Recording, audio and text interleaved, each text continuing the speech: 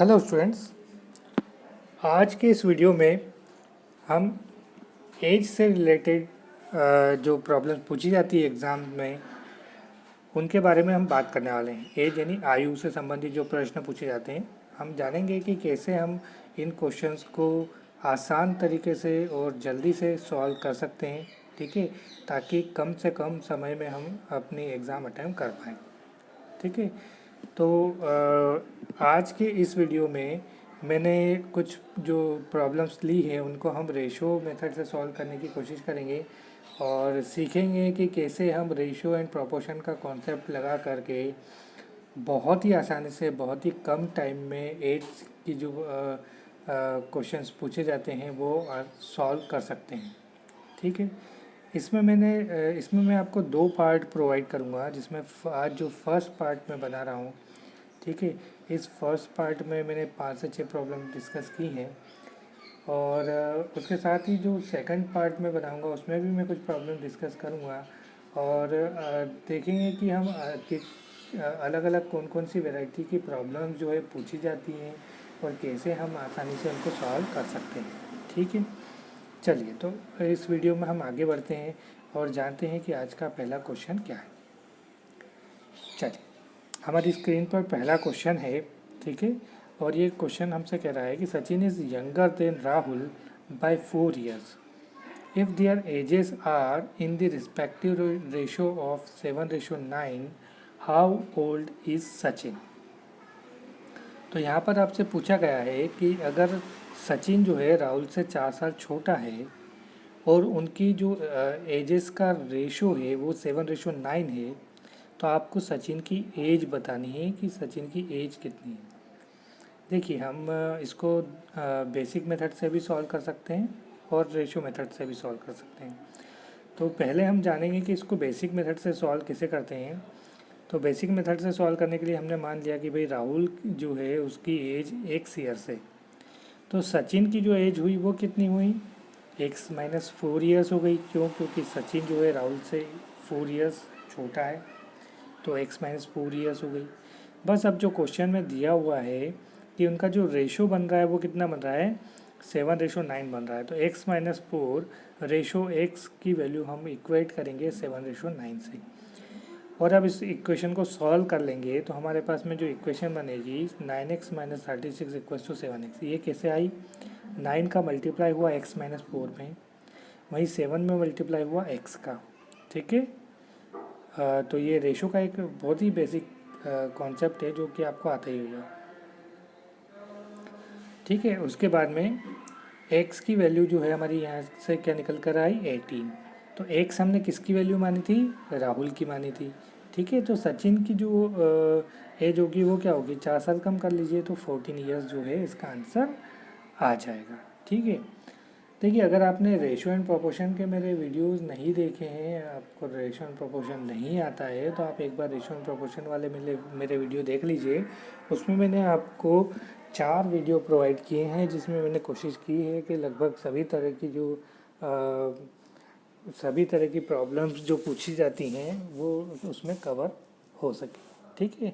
तो आप एक बार उसको उन वीडियोस को देख लीजिए तो मेरे ख्याल से आपको रेशियो एंड प्रोपोर्शन में किसी तरह की कोई प्रॉब्लम नहीं आने वाली, ठीक है। चलिए, ये तो थी बेसिक मेथड। अब हम सीखेंगे कि कैसे हम इस क्वेश्चन को रेशियो एंड प्रोपोर्शन के कॉन्सेप्ट से बहुत ही आसानी से सॉल्व कर सकते हैं। चलिए, सबसे पहले हम देखते हैं कि सचिन और राहुल की जो एज का डिफरेंस हमें दिया हुआ है 4 ईयर्स दिया हुआ है, ठीक है। और उन्हीं की एज में जो हमें रेशो दिया हुआ है, उन्हीं की एज का जो रेशो हमें दिया हुआ है उनमें जो डिफरेंस है वो 2 यूनिट्स का डिफरेंस है, ठीक है। आप देख सकते हैं यहाँ पर 7:9 दिया हुआ है, तो 7 और 9 का रेशो हमें जो है 2 यूनिट्स मिलता है, ठीक है। तो उनकी एक्चुअल एज का डिफरेंस जो है 4 ईयर्स है, जबकि रेशो में जो उनके बीच का डिफरेंस है वो 2 यूनिट्स का है। तो हम ये कह सकते हैं कि जो 2 यूनिट्स का डिफरेंस है वो एक्चुअल 4 ईयर्स के बराबर है, ठीक है। तो इसका मतलब ये हुआ कि जो 1 यूनिट का डिफरेंस है वो कितने ईयर्स के बराबर है, जो 1 यूनिट है रेशो की वो 2 ईयर्स के बराबर है, ठीक है। तो 1 यूनिट 2 ईयर्स के बराबर हो गई। दैट मीन्स अगर हमें यहाँ पर सचिन की एज कैलकुलेट करना है तो हम क्या कर सकते हैं, हम 7 से इस 1 यूनिट की वैल्यू को मल्टीप्लाई कर देंगे। ठीक है, तो 7 इंटू 2 यानी 14 ईयर्स जो है वो सचिन की एज हमें मिलेगी। अगर हमें राहुल की एज पूछी जाएगी तो हम क्या करेंगे, ये 1 यूनिट की जो वैल्यू है उसको 9 में मल्टीप्लाई करेंगे, तो 9 इंटू 2 यानी 18 ईयर्स हमें राहुल की एज पता चल जाएगी। ठीक है, तो मेरे ख्याल से आपको ये समझ में आ गया होगा। आगे बढ़ते हैं हम नेक्स्ट प्रॉब्लम की तरफ, देखते हैं कि नेक्स्ट प्रॉब्लम हमें क्या दी हुई है। चलिए, सेकंड क्वेश्चन हमें पूछा गया है, at present the ratio between the ages of Arun and Deepak is 4:3। After 6 years Arun's age will be 26 years। What is the age of Deepak at present. चलिए, तो क्वेश्चन में ये मेंशन है कि आपको अरुण और दीपक की जो प्रेजेंट एजेस हैं उनका रेशियो आपको दिया हुआ है ना, वो दिया हुआ है 4:3। आपसे कह रहा है कि 6 इयर्स के बाद, आफ्टर 6 ईयर्स के बाद अरुण की एज जो है 26 ईयर्स हो जाएगी। ठीक है, तो इस इंफॉर्मेशन का मीनिंग क्या है, इस इंफॉर्मेशन का ये मीनिंग है कि अगर 6 इयर्स के बाद 26 ईयर्स हो रही है एज, तो फिलहाल जो अरुण है उसकी एज कितनी होगी, स्वाभाविक है कि उसकी एज फिलहाल 20 ईयर्स होगी। अब आपसे पूछ रहा है कि what is the age of Deepak at present. ठीक है, चलिए पहले हम देखते हैं कि बेसिक मेथड से हम कैसे इसको सॉल्व करते हैं। तो जब बेसिक मेथड हम अप्लाई करते हैं तो अरुण की एज हमने मान ली 4x, दीपक की एज हमने मान ली 3x, जैसा कि हम ट्रेडिशनली करते आए हैं, है ना। हमने कई बार जो अभी तक जो हमने 10-12 तक जो पढ़ा है मैथ्स, उसमें हम यही मेथड फॉलो करते हैं, है ना। तो इसके बाद जब इक्वेशन बनाते हैं तो कैसे इक्वेशन बनाते हैं कि यहाँ पर जब अरुण की एज है वो 4x है, उसमें +6 का इंक्रीमेंट करेंगे तो 26 बन जाएगी, तो x की वैल्यू आ जाएगी 5। x की वैल्यू 5 आ गई तो दीपक की वैल्यू हम क्या कैसे निकाल सकते हैं, दीपक की एज 3x यानी x की वैल्यू 5 है तो दीपक की एज हो गई 3 इंटू 5 यानी 15 ईयर्स। ठीक है, तो ये तो बेसिक मेथड हुई। अब हम जानते हैं कि इसको करने की स्मार्ट मेथड क्या होगी, यानी रेशियो एंड प्रोपोर्शन के कॉन्सेप्ट से हम इसको कैसे सॉल्व कर सकते हैं।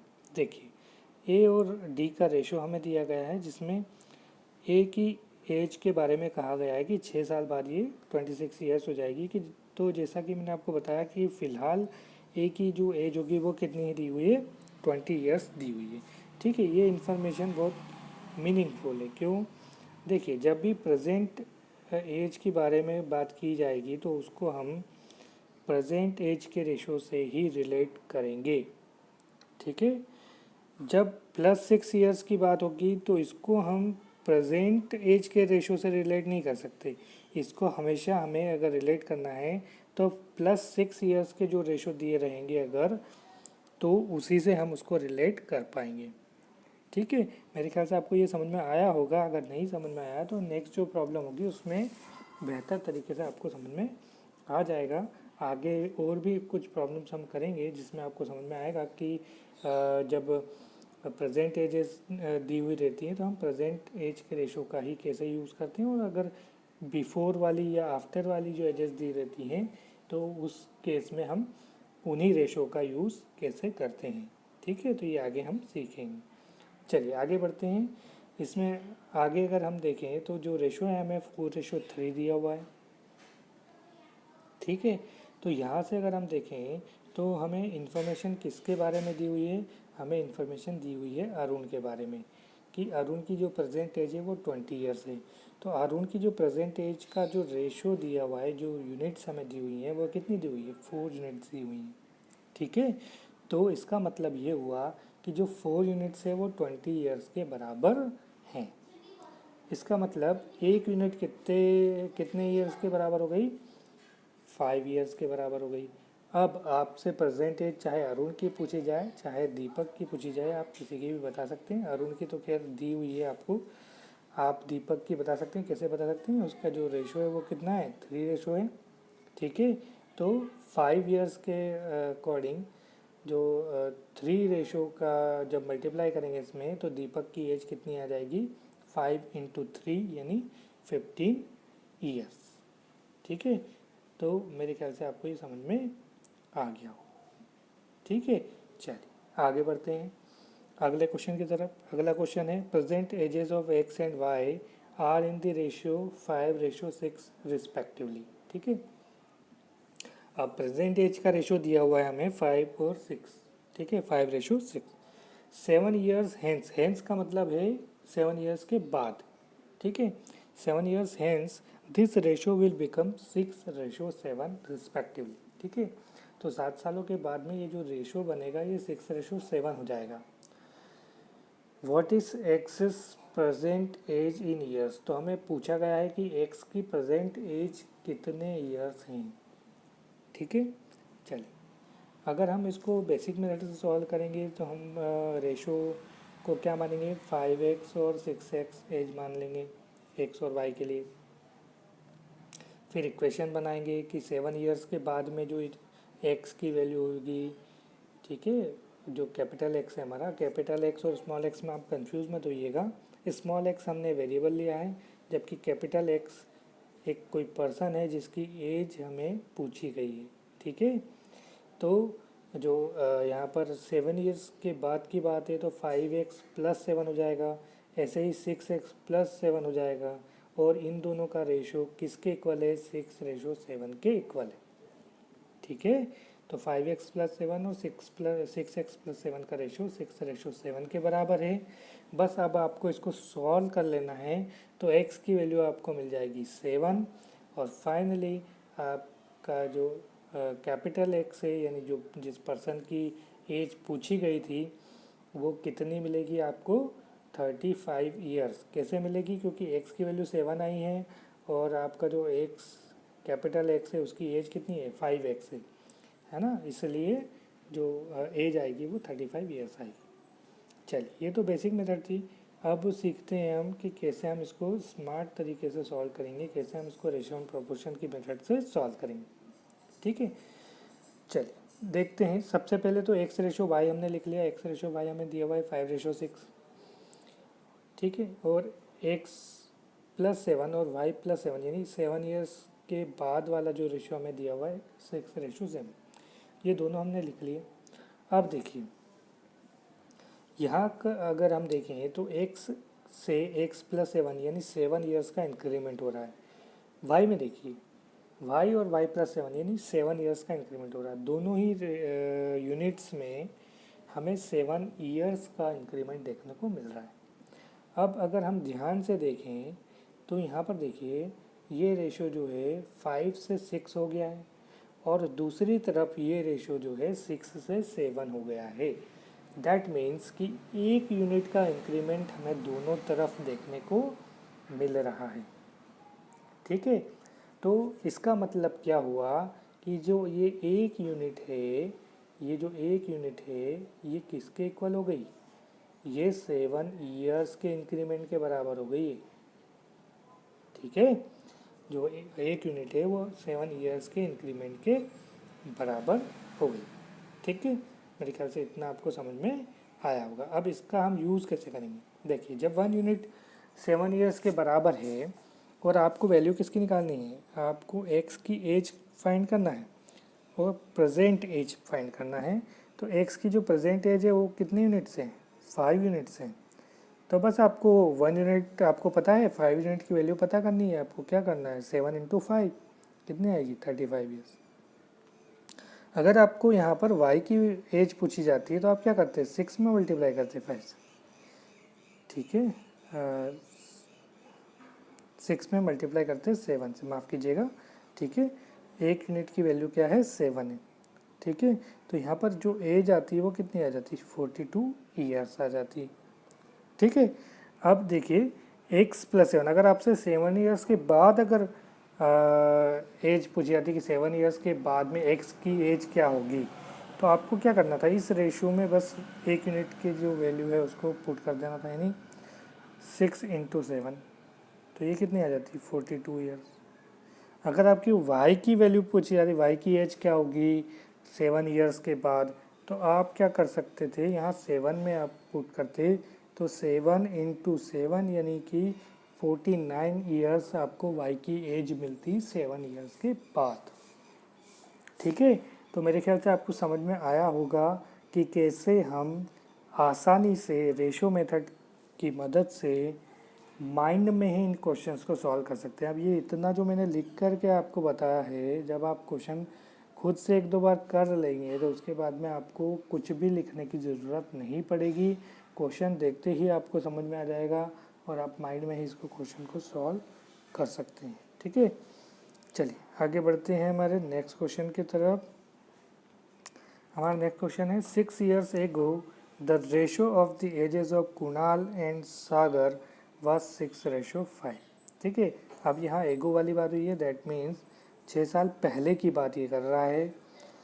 तो उस समय जो कुणाल और सागर की एज का जो रेशो था वो 6:5 था।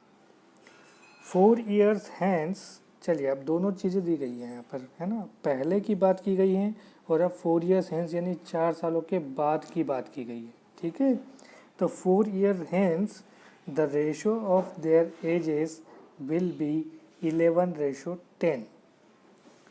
What is Sagar's age at present? ठीक है, अब देखिए एक तरफ तो उसने आपको बताया है कि 6 इयर्स के पहले जो एजेस थी उनका जो रेशो है वो दिया है, दूसरी तरफ आपको 4 इयर्स बाद का रेशो दिया हुआ है। ठीक है, और आपसे ये पूछा गया है कि प्रेजेंट एज क्या है, ये बताइए। ठीक है, तो कैसे हम इस क्वेश्चन को सॉल्व करते हैं, चलिए देखते हैं। तो अब मैं यहाँ पर आपको बेसिक मेथड नहीं बताऊँगा, बेसिक मेथड आपको आती है ना, और नहीं भी आती है तो आपको जो मैंने पिछले जो प्रॉब्लम्स करवाई हैं उनको देख करके आप समझ सकते हैं कि कैसे बेसिक मेथड अप्लाई होगी। ठीक है, अब हम रेशो मेथड पर ही आते हैं सीधे और उसी के थ्रू सीखेंगे कि कैसे इन क्वेश्चन को हम डील करेंगे। ठीक है, तो चलिए, तो सबसे पहले हम ये देख लेते हैं कि हमें क्या दिया हुआ है। कुणाल और Sagar, K stands for Kunal, S for Sagar की जो 6 इयर्स की जो एज 6 ईयर एगो की जो एज का जो रेशो है वो हमें दिया हुआ है 6:5। वहीं +4 यानी कि आफ्टर 4 इयर्स जो है उसका रेशो हमें दिया हुआ है 11:10। ठीक है, अब देखिए यहाँ पर इसको ध्यान से देखिएगा, 6 इयर्स पहले और 4 इयर्स बाद, इन दोनों के बीच में नंबर ऑफ इयर्स का गैप कितना हुआ। ठीक है, कितना गैप होगा, 6 साल पहले की बात कर रहे हैं और उसके बाद 4 साल बाद की बात कर रहे हैं, तो कुल मिलाकर के जो गैप हुआ दोनों के बीच का वो कितना हो गया, 10 इयर्स का गैप हो गया। ठीक है, 10 इयर्स का गैप हो गया, क्योंकि 6 साल पहले की कंडीशन थी और वो 6 साल के बाद 4 साल बाद की कंडीशन है। ठीक है, एक तरफ 6 साल पहले की कंडीशन, दूसरी तरफ 4 साल बाद की कंडीशन है, तो जो गैप होगा नंबर ऑफ ईयर्स में वो कितना हो जाएगा, 10 इयर्स का गैप हो जाएगा। दोनों ही तरफ 10 इयर्स का गैप है, तो जब हम रेशो मेथड इस पर अप्लाई करेंगे तो हमें दोनों तरफ हमें इक्वल डिफरेंस पता होना चाहिए, है ना, दोनों रेशो में इक्वल डिफरेंस मिलना चाहिए हमें, तभी हम इसको अप्लाई कर पाएंगे। अगर इक्वल रेशो नहीं मिलेगा तो हमें इक्वल रेशो बनाना पड़ेगा। ठीक है, ये ध्यान रखिएगा, है ना, तो हमें इक्वल डिफरेंस अगर नहीं मिल रहा है तो हमें इक्वल डिफरेंस यहाँ पे बनाना पड़ता है। ठीक है, और अगर नहीं बनता है तो फिर हम बेसिक मेथड ही अप्लाई करते हैं, उसी से सॉल्व करते हैं। ठीक है, तो यहाँ पर देखिए 6 और 11 में जो डिफरेंस है वो कितने का है, 5। ठीक है, यहाँ पर देखिए 5 और 10 में कितने का डिफरेंस है, 5 का। ठीक है, दैट मीन्स दोनों तरफ सेम डिफरेंस है। ठीक है, इसका मतलब क्या हुआ कि जो एक्चुअल 10 इयर्स का जो डिफरेंस है वो 5 यूनिट्स के बराबर है, 5 यूनिट्स के डिफरेंस के बराबर है। ठीक है, मतलब 5 यूनिट्स की वैल्यू हुई 10 ईयर, तो 1 यूनिट की जो वैल्यू है वो कितनी हो गई, 1 यूनिट की वैल्यू हो गई आपके पास में 2 ईयर्स। ठीक है, 1 यूनिट की वैल्यू हो गई आपके पास में 2 ईयर्स। अब आपसे किसी की भी वैल्यू पूछी जाए, किसी की भी एज पूछी जाए, आप आसानी से बता सकते हैं। ठीक है, कैसे बता सकते हैं, चलिए देख लेते हैं। आपको अगर पूछा जाए कि 6 इयर्स पहले कुणाल की एज क्या थी, ठीक है, तो आपको पता है कि जो 1 यूनिट की वैल्यू है वो कितनी है, 2 इयर्स है। तो यहाँ से आप पुट करेंगे इसमें, है ना, तो आपको कुणाल की जो एज है वो 6 ईयर के पहले कितनी है वो पता चल जाएगी, कितनी आएगी, 12 इयर्स। ठीक है, वैसे ही जो आपका सागर है उसकी जो एज है 6 ईयर पहले वो कितनी आ जाएगी, 10। ठीक है, चूंकि 6 ईयर्स के पहले की बात है तो 6 ईयर प्रेजेंट एज अगर पूछी जाए तो प्रेजेंट एज कितनी हो जाएगी, +6 कर दीजिए। ठीक है, तो ये हो जाएगी 18 और ये हो जाएगी 16। ठीक है, तो आपसे यहाँ पर क्वेश्चन में सागर की प्रेजेंट एज पूछी गई है तो आपका सही आंसर होगा 16। ठीक है, अगर आपसे पूछा जाता कि आफ्टर 4 इयर्स कुणाल और सागर की जो एज है वो कितनी होगी वो निकालिए, तो आप 11 में पुट कर दीजिए एक यूनिट की वैल्यू, है ना। कुणाल की चाहिए तो 11 में और सागर की चाहिए तो 10 में। ठीक है, 10 से मल्टीप्लाई करेंगे तो 10 × 2 20 ईयर्स जो है वो सागर की एज आ जाएगी आफ्टर 4 ईयर्स। ठीक है, मेरे ख्याल से आपको समझ में आ गया होगा।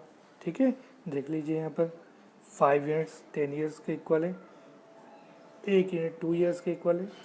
ठीक है, s + 4 20 ईयर्स आ गया, तो s हमारा कितना बन गया, s मतलब सागर की प्रेजेंट एज कितनी होगी, 16 ईयर्स। चलिए आगे बढ़ते हैं नेक्स्ट क्वेश्चन की तरफ। The ratio of the ages of a man and his wife is 4:3। After 4 years this ratio will be 9:7। If at the time of marriage the ratio was 5:3, then how many years ago were they married? ठीक है, तो यहाँ पर question पूछ रहा है आपसे, आपको दिया हुआ है यहाँ पर मेन और उसकी वाइफ का जो रेशियो है एज का, ठीक है, वो दिया हुआ है 4:3। ठीक है, और 4 सालों के बाद में ये जो रेशो है ये कितना हो जाएगा, 9:7 हो जाएगा। 4 सालों के बाद में ये जो रेशो होगा वो कितना हो जाएगा, 9:7 हो जाएगा। ठीक है, अगर जब उनकी शादी हुई थी उस समय ये रेशो 5:3 था, तो आपको ये बताना है कि उनकी शादी कितने सालों पहले हुई थी। ठीक है, ये आपको बताना है। चलिए देखते हैं कैसे इस क्वेश्चन को हम सॉल्व करेंगे।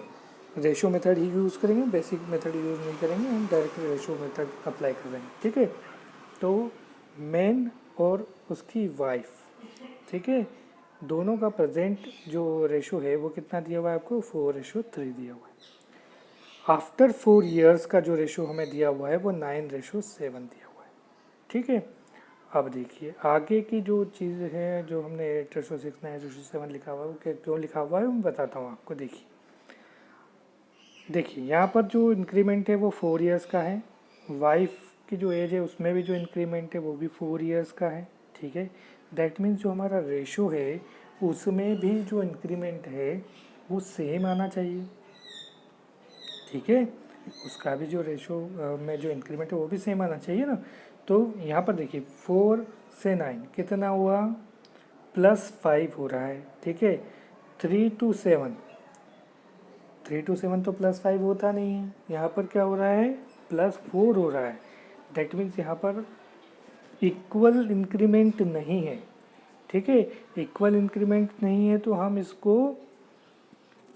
इसके थ्रू यहाँ पर क्वेश्चन को सॉल्व नहीं कर पाएंगे। तो फिर क्या करें, हमें यहाँ पर इक्वल इंक्रीमेंट के फॉर्म में इसको बनाना पड़ेगा। कैसे बना सकते हैं, अगर हम इस 4:3 में 2 से मल्टीप्लाई कर दें और इसको 8:6 बना लें। ठीक है, तो अब हमारे पास में क्या होगा, अब हमें यहाँ पर इक्वल इंक्रीमेंट देखने को मिलेगा। यहाँ देखिए 6 से 7 हो रहा है, यहाँ देखिए 8 से 9 हो रहा है। ठीक है, मतलब 1 यूनिट का इंक्रीमेंट हो रहा है दोनों तरफ, और वो 1 यूनिट का इंक्रीमेंट किसके बराबर है, 4 ईयर्स के बराबर।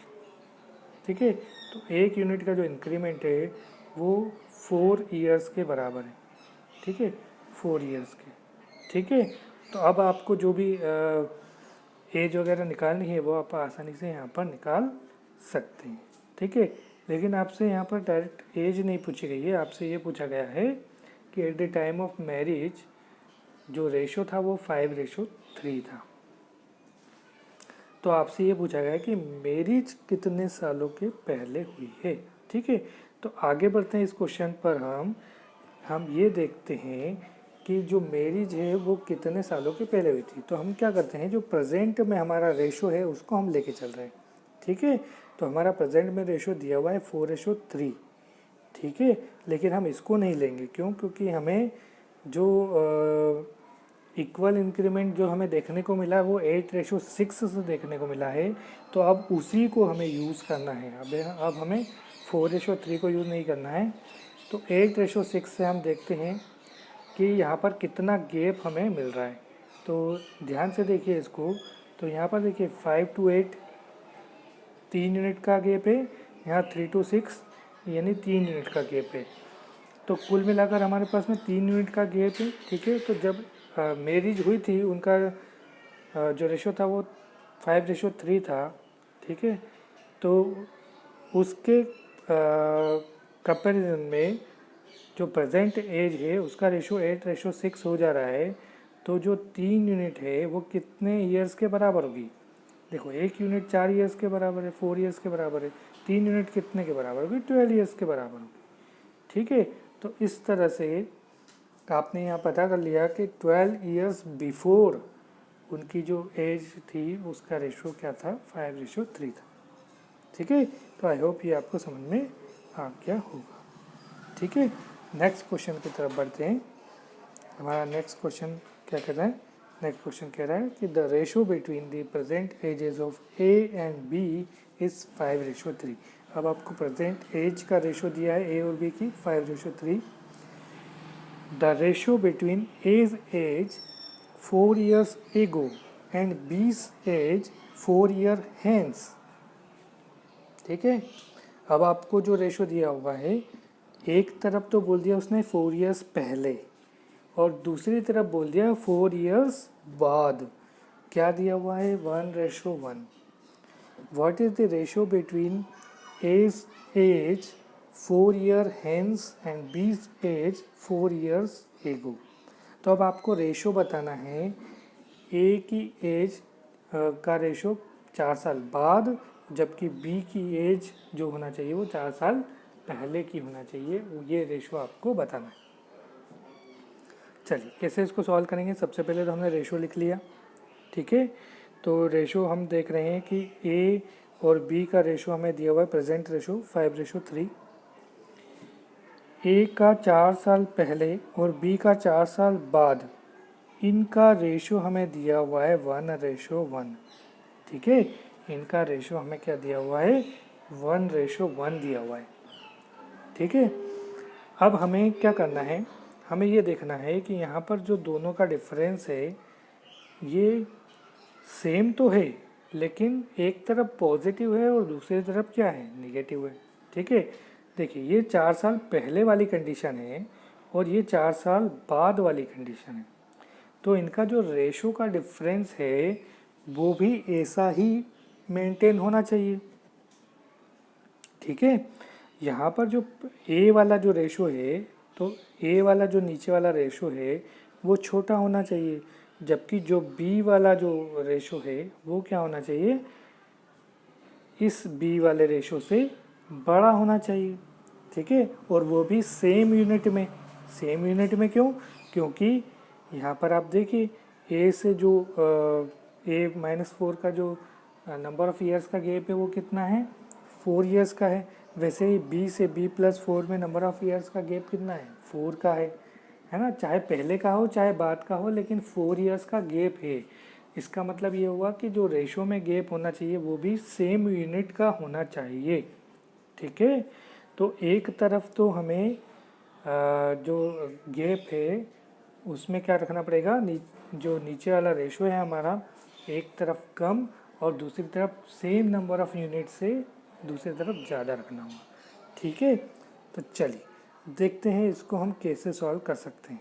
ठीक है, तो देखिए अगर हम 5:3 के नीचे अगर हम ये जो 1:1 है इसमें अगर 4 से मल्टीप्लाई कर दें, ठीक है, तो अब आप देखिए ये 4:4 बन जाएगा। तो 5 से 4 का गैप कितना है, 1 यूनिट का है, तो ये 1 यूनिट कम है। अब 3 से जो 4 का गैप है वो भी 1 यूनिट है और ये 1 यूनिट ज़्यादा है। ठीक है, तो जब ये रेशो को हम इस तरह से मॉडिफाई कर लेते हैं तो हमारा जो यूनिट्स का जो डिफरेंस है वो सेम हो जाता है। तो अब 1 यूनिट का डिफरेंस कितने ईयर्स को रिप्रेजेंट कर रहा है, तो 1 यूनिट का डिफरेंस 4 ईयर्स को रिप्रेजेंट कर रहा है यहाँ पर। ठीक है, समझ में आ गया। चल, तो 1 यूनिट का जो डिफरेंस है वो हमें 4 ईयर्स को रिप्रेजेंट कर रहा है।